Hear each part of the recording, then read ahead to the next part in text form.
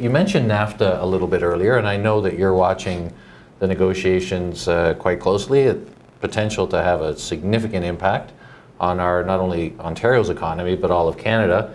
So the provinces are not at the table. The federal government is. Chrystia Freeland is the minister who is representing Canada, and I know David McNaughton's done a good job as our ambassador there, but you're a provincial organization, being the Ontario Chamber of Commerce. Is there anything that you think the Ontario government might be doing, should be doing? I mean, the Premier's gone and met with 38 or 40 governors. What would you like to see your provincial government do, given that cloud of uncertainty around NAFTA?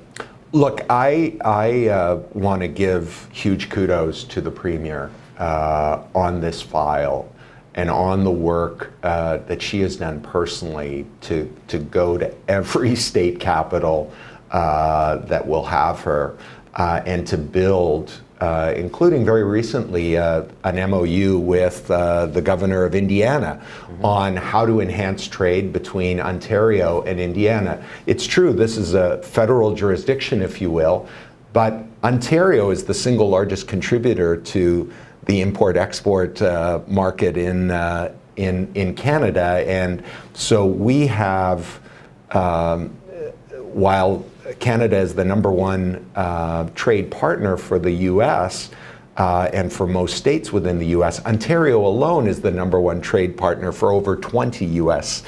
States just on its own. So we at the Ontario Chamber have also been signing joint memoranda and joint proclamations with the California Chamber of Commerce, with Colorado, with Kentucky, with Wisconsin just yesterday. Oh, great. And so we encourage that and are delighted that the Premier has made that such a centerpiece, because in speaking to Ambassador McNaughton recently at a talk that Ambassador Clark from the U.S.'s ambassador to Canada, there has really been the creation of a Team Canada, and to rip off a phrase from our friends at Canadian Tire, we all play for Canada when it comes to trade.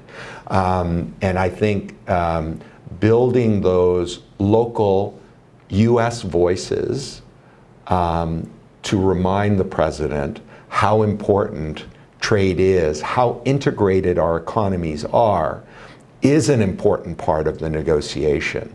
What we've been less thrilled with was the response to, and absolutely we believe that the governor of New York is wrong-headed in having Buy America, but we don't believe, when the eye should be on the prize of NAFTA, of creating noise aside from it and doing tit for tat at the state and provincial level unilaterally. We really believe that we need to stay within the Team Canada confines and continue to do that great proactive work which the Premier has been so tireless at.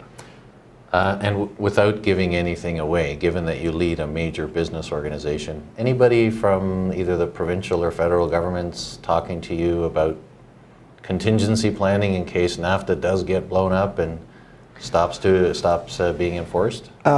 Look, I think that the kind of contingency planning that's been going on, which is totally understandable, is actually the moves that the federal government has been making in the signing of the Canada-Europe free trade arrangement, with CETA, with TPP, with the work that is now being done in Latin America and elsewhere. You know, for as long as I've been conscious of public policy from a young age, Canada has talked about the need to diversify our trade. And win, lose, or draw on NAFTA, and I remain a huge optimist because the trading relationship is of such great benefit to all sides, and so I think that we will renew. But win, lose, or draw, we understand that we have to build relationships and partnerships in the rest of the world, and it's really been an easy default to market to the world's largest market. Now we got to work and we got to hustle a little more. We got to earn it a little more. We got to earn it a little more, but it's there to be had, and people want to trade with Canada. Well said.